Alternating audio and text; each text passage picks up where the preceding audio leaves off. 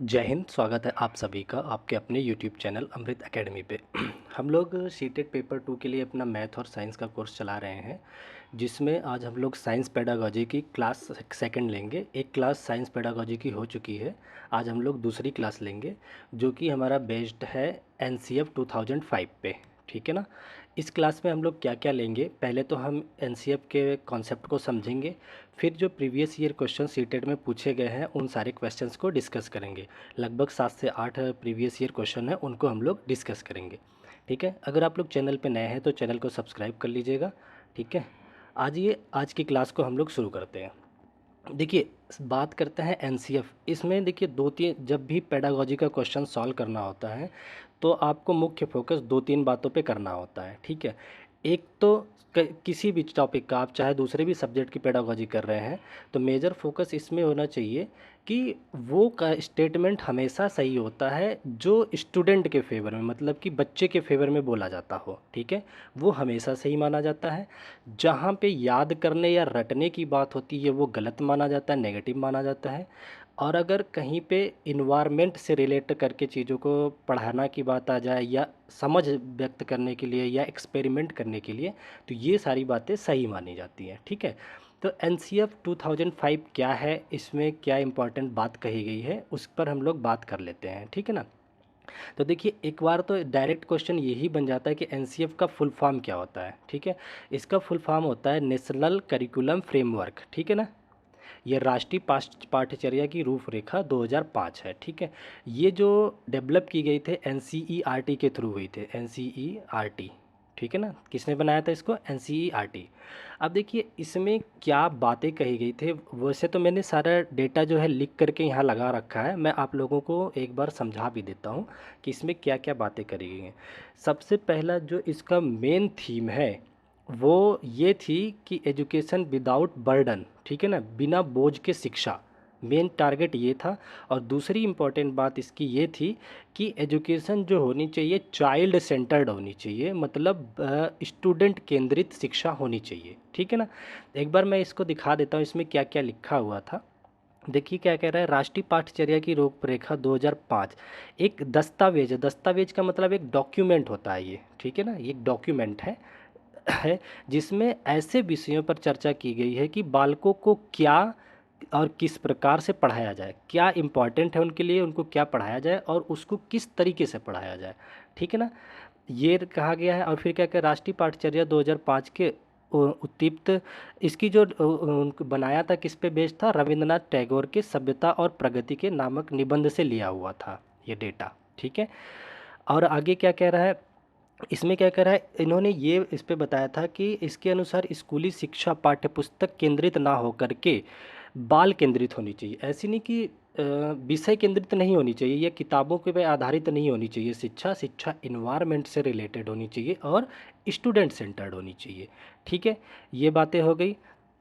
और क्या कह रखा है, राष्ट्रीय पाठ्यचर्या की रूपरेखा 2005 के अनुसार संविधान या संविधान के 8वीं अनुसूची में इसकी बात कही गई है।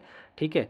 वैसे ये नहीं पूछा जाता। और एक ये इंपॉर्टेंट लाइन कई बार पूछा जाता है कि एनसीएफ 2005 को प्रोफेसर यशपाल की अध्यक्षता में तैयार किया गया था। ये एनसीईआरटी द्वारा जो प्रोफेसर थे, कौन क्या नाम था उनका, यशपाल। ठीक है ना, इनकी अध्यक्षता में तैयार किया गया था। ठीक। इनकी क्या क्या मार्गदर्शिता थी उस पर हम लोग बात करते हैं।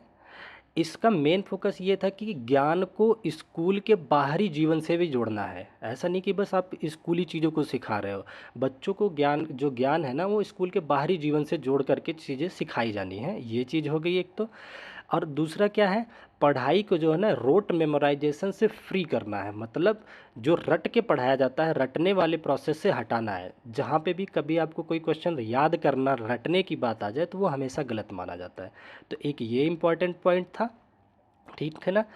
और क्या कह रहा है, पाठ्यचर्या पुस्तक केंद्रित नहीं होनी चाहिए बल्कि स्टूडेंट केंद्रित होनी चाहिए। और क्या कह रहा है, विद्यालय में दी जाने वाली शिक्षा को विभिन्न प्रकार की गतिविधियों से जोड़ा जाना चाहिए। कौन कौन सी गतिविधियाँ होनी चाहिए, अलग अलग गतिविधियों से जोड़ा जाना चाहिए। ठीक है। ये बात हो गई।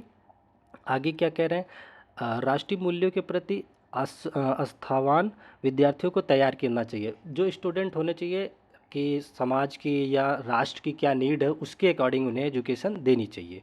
ठीक है, तो ये कुछ चीज़ें जो इम्पोर्टेंट फैक्ट है वो हमने बता दिया आपको। अब हम लोग थोड़ा सा इस पे बात कर लेते हैं कि इसका साइंस पे क्या, अच्छी अच्छी विज्ञान शिक्षा क्या है, गुड साइंस एजुकेशन से क्या मतलब है। अब देखिए, गुड साइंस एजुकेशन जो है हमारी 3 फैक्ट पे डिपेंड करती है। पहला, ट्रू टू चाइल्ड, जो बच्चे के लिए अच्छा हो वो पढ़ाओ। दूसरी बात उन्होंने क्या कहा था, ट्रू टू साइंस, जो साइंस को अच्छी तरीके से व्यक्त कर रहा हो, जो प्रूफेबल हो, परफेक्ट हो डेटा, वो चीज़ें पढ़ाओ। दूसरी चीज़ हो गई। तीसरी बात थी ये कि ट्रू टू लाइफ या फिर इन्वायरमेंट, ये जो हमारे जीवन के लिए सही हो, जो इन्वायरमेंट के लिए सही हो, वो चीज़ें सिखाओ बच्चों को। तो पहली पॉइंट पे बात कर लेते हैं, ट्रू टू चाइल्ड का क्या मतलब है। इसका ये मतलब होता है, आप जो भी शिक्षा दे रहे हो, जो भी साइंस की चीज़ें पढ़ा रहे हो, वो बच्चे के एज अप्रोप्रिएट होना चाहिए, कि किस एज का बच्चा है उसको उसी के अकॉर्डिंग चीज़ें सिखाई जानी चाहिए। ठीक है ना। दूसरा क्या था कि बच्चे के इंटरेस्ट के अकॉर्डिंग होना चाहिए। ऐसा नहीं कि बच्चे को इंटरेस्ट नहीं आ रहा उसको फोर्सफुली सिखा रहे हो, नहीं। उन्हें क्या होना चाहिए कि उन्हें इंटरेस्ट के साथ चीज़ें, जो जिस चीज़ में उनका इंटरेस्ट है, सबसे पहले हमें उसको बताना चाहिए। ये हो गया। तीसरी बात इसमें यह है कि बच्चे के लेवल के अकॉर्डिंग पढ़ाना चाहिए, उनको किस लेवल तक के। ऐसा नहीं कि आप सेवन्थ एट्थ का बच्चा है, उसको आप कोई इतने टफ लेवल के ट्वेल्थ की चीज़ें बता रहे हो, ये नहीं होना चाहिए। इनका एक लेवल डिसाइड होना चाहिए। ठीक है ना। और क्या है, बच्चे की अंडरस्टैंडिंग, उनकी समझ के अकॉर्डिंग चीज़ें होनी चाहिए। तो कुल मिलाकर के जो साइंस एजुकेशन की बात करें या एनसीएफ की बात करें, टोटली डिपेंड होना चाहिए किस में, स्टूडेंट के ऊपर। ठीक है ना। और कहीं पे भी किताबी ज्ञान पे आ जाए या टीचर डिपेंडेंसी आ जाए तो वो आंसर हमेशा गलत होते हैं। ठीक है ना। साइंस की अगर बात करें, ट्रू टू साइंस का मतलब जो चीज़ें वास्तव में डिफाइंड हो चुकी हैं, जो प्रूफेबल है, उन चीज़ों को पढ़ाया जाना चाहिए। अच्छा, ट्रू टू लाइफ या फिर इन्वायरमेंट का क्या मतलब है। अब आप बच्चे को साइंस पढ़ा रहे हो तो इन्वायरमेंट में जो चीज़ें वैलिड हैं वही पढ़ाओ। ऐसा नहीं कि आप 6 7 8 के बच्चों को साइंस पढ़ा रहे हैं तो उनको चलो कि परमाणु बम बनाना सिखाने लग जाए। साइंस की चीज़ तो ये भी है, लेकिन वो हमारे इन्वायरमेंट के लिए फिजिबल नहीं होता है। ठीक है ना। तो इन चीज़ों पे भी ध्यान देना होता है। ठीक। तो ये कुछ इंपॉर्टेंट पॉइंट हो गए हैं जिसको कि जिस पे हमें ध्यान देना था। और कुछ इंपॉर्टेंट पॉइंट जो कि एनसीएफ 2005 की हैं, वो आगे और जो क्वेश्चंस में पूछे जाएंगे जैसे जैसे, वो भी साथ ही साथ में डिस्कस करता चलूँगा। ठीक है ना। वैसे इतना पॉइंट काफ़ी होता है पेडागोजी को सॉल्व करने के लिए। आ जाइए हम लोग क्वेश्चंस को देखते हैं अपने, जो प्रीवियस ईयर में पूछे गए हैं। देखिए, एक ये क्वेश्चन है, इसको पहले हम लोग डिस्कस कर लेते हैं। इसमें देखिए क्या पूछा हुआ है। देखिए क्या कह रहा है, एनसीएफ 2005 के अनुसार उच्च प्राथमिक स्तर पर अनुशंसित शिक्षण शास्त्रीय अभ्यास है। अब इसमें से पूछ रहा है कि according to NCF 2005 the pedagogy practised recommended at the upper primary stage is. कौन सा अपर प्राइमरी के बच्चों के लिए जो शिक्षण पद्धति है अच्छी होगी। ठीक है ना। तो आज ये ऑप्शन को देखते हैं। पहला ऑप्शन क्या कह रहा है कि ग्रुप डिस्कशन, सामूहिक चर्चा, जहाँ पे भी आपको लगे कि बच्चे का एक्सपेंडेशन हो रहा है, एक्सप्लोर कर रहा है, बच्चा चीज़ों को समझ रहा है, जान रहा है, वो हमेशा सत्य होता है। तो ग्रुप में डिस्कशन करना बहुत ही अच्छी बात होती है स्टूडेंट के लिए, तो ये हमारा सही पॉइंट है। ठीक है ना। दूसरे पॉइंट की बात कर लेते हैं अपने। दूसरे पॉइंट में कह रहा है सरल जांच की रूपरेखा तैयार करना। ठीक है। डिज़ाइनिंग सिंपल इन्वेस्टिगेशन, बच्चे को अवसर दो कि वो जांच की रूपरेखा अच्छे से तैयार करे, ये भी सही बात है। ठीक है ना। तो ये सही हो गया। तीसरा क्या कह रहा है कि verification of the theoretical principle, सैद्धांतिक नियमों का सत्यापन करना। नहीं, कभी भी ऐसा कोई क्वेश्चन आ जाए कि सत्यापन करना या फार्मूले को सत्यापित करना या फार्मूले को याद करना, ये नेगेटिव पॉइंट होते हैं। ठीक है ना। तो बच्चे से केवल हम वेरिफिकेशन नहीं कराएंगे कि जो थ्योरेटिकल चीज़ें हैं, प्रिंसिपल है। ठीक है। तो ये गलत हो गया। तो आपके कौन कौन से ऑप्शन सही हो गए, ए और बी। अब देख लीजिए कहाँ कहाँ पे ए और बी है। तो इसमें तो सी आ गया, ये आंसर नहीं होगा। यहाँ पे भी सी देखने को मिला, नहीं होगा। ए एंड बी ये हमारा करेक्ट आंसर हो जाएगा। ठीक है ना। आई होप यहाँ तक की चीज़ें आप लोगों को बहुत बेहतर तरीके से समझ आ गई होंगी। आज ही अपने नेक्स्ट क्वेश्चन को डिस्कस कर लेते हैं फटाफट से। देखिए नेक्स्ट क्वेश्चन क्या कह रहा है, एनसीएफ 2005 के अनुसार निम्नलिखित में से कौन सा उच्च प्राथमिक स्तर पर विज्ञान पाठ्यचर्या का विशिष्ट लक्षण होना चाहिए। इन सारे लक्षणों में, ठीक है ना। देखिए, जब भी विज्ञान की पाठ्यचर्या की बात करें, इसमें आंसर जहाँ पे समझ की बात हो, अंडरस्टैंडिंग की बात हो या करके सीखने की बात हो। देखिए, एनसीएफ 2005 ये भी बात करता है कि बच्चों को जो सिखाया जाए करके सिखाया जाए, एक्सपेरिमेंट करके, गतिविधि करा करके। तो इसमें हमारे लिए वो सबसे बेहतर आंसर होता है जिसमें गतिविधि की बात की गई हो। ठीक है, आज ये अपने ऑप्शन को देख लेते हैं। पहला ऑप्शन क्या कह रहा है, विज्ञान को भौतिकी, रासायनिक विज्ञान और जीव विज्ञान जैसे विभिन्न विषयों के रूप में पढ़ना शुरू करना चाहिए। नहीं भाई, ये ज़रूरी नहीं होता। आप साइंस को इन्वायरमेंट से भी जोड़ करके उच्च प्राथमिक की बात कर रही है, उससे जोड़ करके भी पढ़ा सकते हैं, ठीक है ना। कोई सेपरेट, यहाँ पे देखिए ये सेपरेट वर्ड, जहाँ पे भी सेपरेशन की बात आ जाए वो नेगेटिव होता है, ये नेगेटिव कीवर्ड होते हैं। तो सेपरेट करने की बात आ गई तो ये आंसर हमारा नहीं होगा। दूसरा क्या कह रहा है, science connect should be regarded as a dilute version of a secondary stage science. ये कह रहे हैं विज्ञान को समझाने के लिए आप क्या करोगे प्राथमिक स्तर पे, कि उसके नॉलेज को डाइल्यूट करने का मतलब होता है कि जैसे ना आपके पास कोई मिक्सचर है, उसको डाइल्यूट करने का मतलब उसमें पानी मिला देना, ठीक है ना। तो ये कह रहे हैं साइंस को आसान बनाने के लिए उसमें कुछ चीज़ें हटा करके या कम करके सिखाओ। तो ये अलाउ नहीं करता, आप बच्चे को नॉलेज पूरा दोगे, ठीक है ना। तो ये डाइल्यूशन जो है, ये विषय वस्तु के माध्यमिक स्तर पर विज्ञान के तनुकृत करना, ये गलत हो जाता है, ठीक है ना। जैसा है जो साइंस कह रहा है उसी को पढ़ाओगे, उसमें कुछ आप मोटा पतला करके नहीं पढ़ाना है, आपको परफेक्ट नॉलेज देना है। तो ये ऑप्शन अपना कट जाता है। आगे क्या कह रहा है, दियर शुड बी ए स्ट्रिक्ट। एक तो देखो जहाँ पे भी स्ट्रिक्ट की बात आ जाए, सेपरेशन भी दे दिया, ये दोनों ही नेगेटिव वर्ड होते हैं, between academic and vocational streams.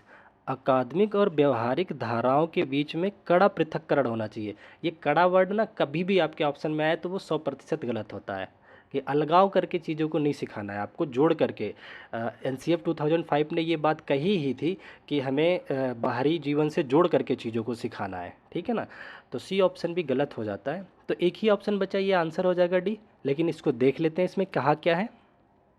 इस ऑप्शन में क्या कहा है कि वैज्ञानिक संकल्पनाओं तक मुख्यतः गतिविधियों, देखिए कहा ना, गतिविधियों और प्रयोगों द्वारा पहुंचाना जाना चाहिए।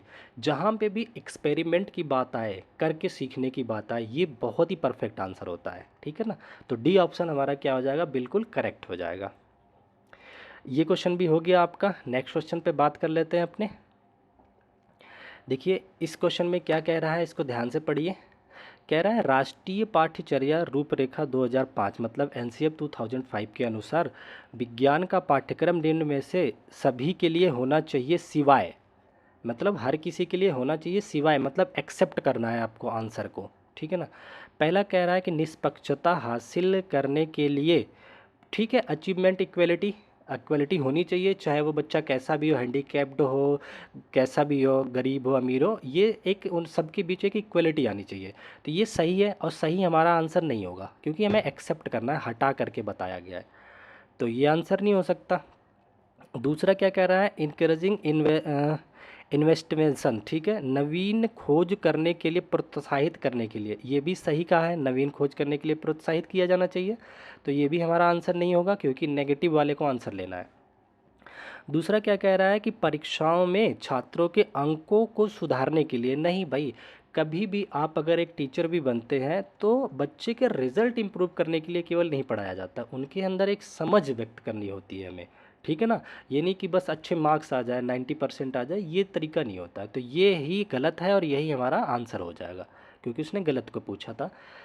लास्ट ऑप्शन क्या कह रहा है, परीक्षा तंत्र में सुधारों को प्रोत्साहित करने के लिए, हाँ भाई, प्रोत्साहित करना चाहिए, सुधार होने चाहिए परीक्षा तंत्र में, अलग अलग तरीके से, कब ऑब्जेक्टिव ज़रूरत है, कब हमें डिटेल में आंसर राइटिंग वाली चीज़ें ज़रूरत है, तो इन सब पे काम होना चाहिए। तो ये सही है, तो ये भी गलत हो जाएगा, आंसर हमारा नहीं होगा, ठीक है ना। तो इस क्वेश्चन का आंसर हमारा सी हो जाएगा करेक्ट। अपने नेक्स्ट क्वेश्चन पे आ जाते हैं। देखिए नेक्स्ट क्वेश्चन क्या कह रहा है, कह रहा है एनसीएफ 2005 के अनुसार अच्छी विज्ञान शिक्षा होनी चाहिए। कैसी होनी चाहिए अच्छी विज्ञान शिक्षा, अभी हमने बताया कि ट्रू टू चाइल्ड, बच्चे के प्रति निष्ठा होनी चाहिए, निष्ठ होनी चाहिए, मतलब चाइल्ड सेंटर्ड होनी चाहिए, ये बात सही है। पर आगे देख लेते हैं, क्या पता कोई और आंसर मैच कर सकता है। देखिए, जब भी आप पेडागोजी के क्वेश्चन सॉल्व करो तो आपको क्या करना है कि सारे ऑप्शन को ध्यान से पढ़ना है और उसमें से कौन सा 100% गलत है सबसे पहले उनको एलिमिनेट करने आना चाहिए, ठीक है ना।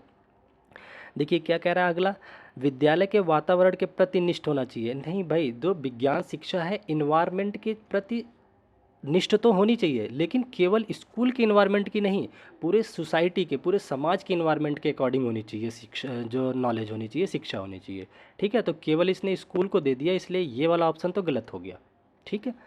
अगला क्या कह रहा है, true to the classroom culture. नहीं, केवल आप क्लासरूम के कल्चर को फॉलो कराने के लिए विज्ञान शिक्षा तो देंगे नहीं, ठीक है ना। जो पूरे समाज में को व्यक्त करे, हर जगह काम आए, ऐसी शिक्षा दी जाती है, तो ये भी हमारा गलत आंसर हो जाता है।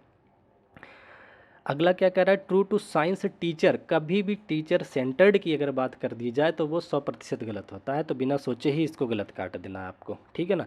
तो एक ही सबसे ज़्यादा करीबी और सबसे अच्छा आंसर अपने को मिलता है, ट्रू टू द चाइल्ड।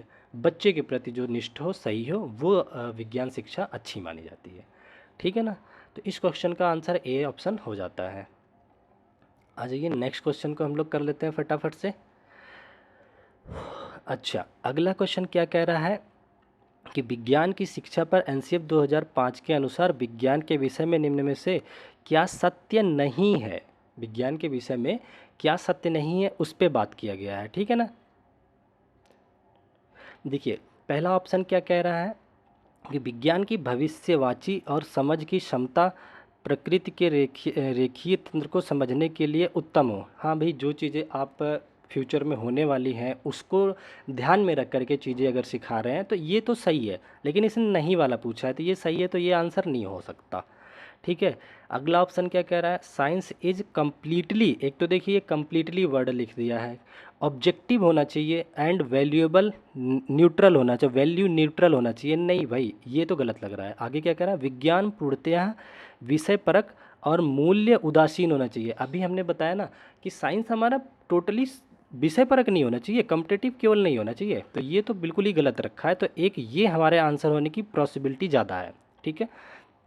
आगे देख लेते हैं क्या कह रहा है, विज्ञान में स्वाधीन होने की, औषधि होने की, लाभदायक और हानिकारक होने की क्षमता होनी चाहिए। बिल्कुल पॉजिटिव नेगेटिव सारी चीज़ें इसमें होनी चाहिए, तो ये सही है, तो ये हमारा आंसर नहीं होगा, ठीक है।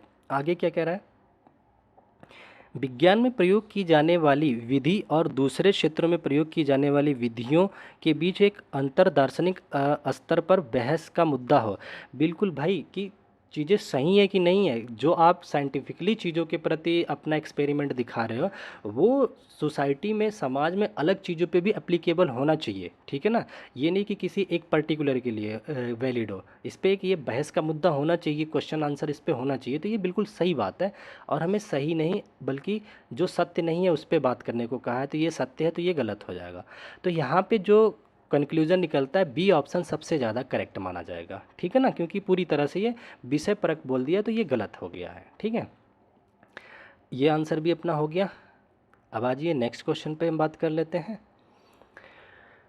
अच्छा, अगले क्वेश्चन में क्या कह रहा है, विज्ञान शिक्षण पर राष्ट्रीय पाठ्यचर्या रूपरेखा 2005 की स्थिति पत्र, जो मतलब एनसीएफ 2000 का जो डॉक्यूमेंट है, के अनुसार निम्नलिखित में से कौन सा एक महत्वपूर्ण और स्थानांतरणीय कौशल है जो बच्चों को विज्ञान सीखना सिखाने में सहायता करता है। विज्ञान सिखाने में जो सहायता करता है उसको हमें पहचानना है, ठीक है ना।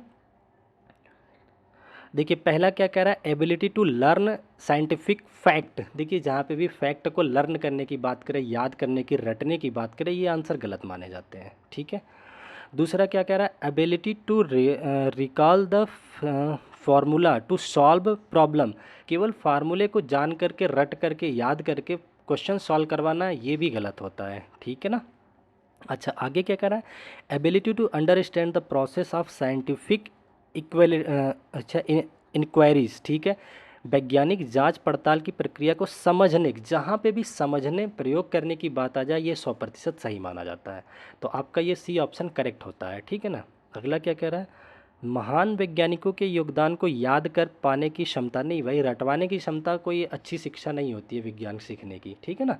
तो सबसे अच्छा क्या है कि उनके अंदर समझ व्यक्त करो और उन्हें चीज़ों को उनकी रियल लाइफ से रिलेट करके सिखाओ, ठीक है ना। तो ये आंसर होता है हमारा। और इसके बाद ये आज का लास्ट क्वेश्चन है, इसको हम लोग डिस्कस कर लेते हैं। इसमें क्या कहना चाह रहा है, कह रहा है कि एनसीएफ 2005 के अनुसार एक अच्छी विज्ञान शिक्षा है। कौन सी अच्छी विज्ञान शिक्षा है जो एनसीएफ 2005 के अनुसार। पहला कह रहा है to true to the learner, मतलब बच्चे के प्रति सत्य हो, ये हमने पढ़ा था अभी, बिल्कुल ये सही बात है। दूसरा क्या कह रहा है, true to the environment of the learner, बिल्कुल लाइफ से इन्वायरमेंट्स के प्रति सत्य होनी चाहिए, सीखने वाले पर्यावरण के प्रति सच्ची होनी चाहिए, तो ये भी सही बात है। दूसरा क्या कह रहा है, ट्रू टू द टीचर, शिक्षक के प्रति सच्ची होनी चाहिए। नहीं भाई, कभी भी टीचर के प्रति कोई बात आ जाए तो वो 100% गलत होता है, ठीक है ना। डी क्या कह रहा है, ट्रू टू साइंस, विज्ञान के प्रति सच्ची होनी चाहिए। अभी हमने वो गुड एजुकेशन वाले में आप लोगों को बताया था कि 3 चीज़ों पे होती है ना, बच्चे स्टूडेंट के प्रति, साइंस के प्रति और इन्वायरमेंट के प्रति। तो ये तीनों ऑप्शन तो वही व्यक्त कर रहे हैं। तो जो हमारा करेक्ट ऑप्शन हो जाएगा ए, बी और डी। देखिए कहाँ पे है, बी सी है, कट गया, बी सी है, कट गया, केवल डी, ये भी कट गया, तो डी ऑप्शन केवल बचा जाता है। ए, बी और डी ये हमारे करेक्ट ऑप्शन हो जाते हैं, ठीक है। आई होप आज की क्लास आप लोगों को पसंद आई होगी। ऑलरेडी हमने पेडागोजी की साइंस की एक क्लास करा रखी है, आप लोग अगर अभी नहीं देखें तो पहले उस क्लास को भी देख लीजिएगा। आज ये हमारी दूसरी क्लास होगी। कुल मिलाकर के 5 से 7 क्लास में साइंस पेडागोजी के लूँगा, उसी से ही आपके पूरे 10 मार्क्स हो जाएंगे साइंस के, ठीक है ना। तो आज की वीडियो को हम लोग यहीं तक रखते हैं, फिर मिलेंगे अपनी नेक्स्ट वीडियो में। तब तक के लिए bye bye, thank you so much, bye bye, take care.